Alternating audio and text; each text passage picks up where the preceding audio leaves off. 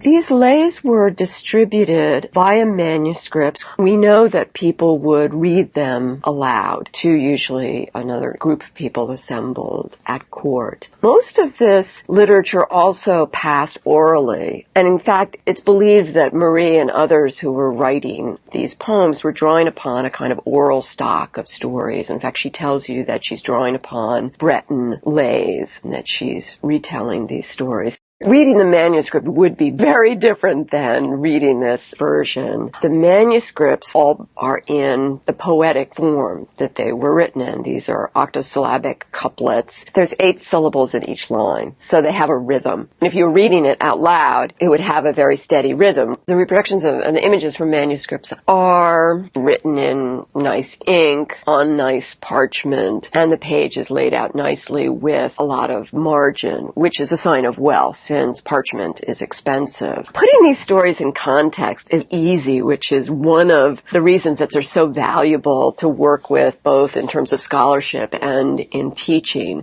We have multiple renditions of these stories, and many of them can be firmly affixed in terms of authorship. And we have lots of stories that were romantic stories about similar subject matter, like King Arthur and Queen Guinevere and his court, written by men. The number that we think are written by women are fewer, but you can compare different versions of the stories and say, what's a happy ending in a love story in a male author like Chrétien de Troyes? So you can raise the same questions and put similar stories side by side. The matches may not be exact, but they're within the same chronological period, and they're within the same cultural milieu, and they're within the same literary genre. You can also contextualize these stories in relation to the changing political circumstances and kinds of historical sources about women. Say, sources about Eleanor of Aquitaine and her career. Is she typical or not? She's the type of woman that would have been listening to the stories. She was so heavily involved in the politics of the late 12th century. She was married to 2 different kings, the most powerful men in Western Europe. How did the opportunities that she had compare to the opportunities generally that women had? What does this tell us about changing political circumstances?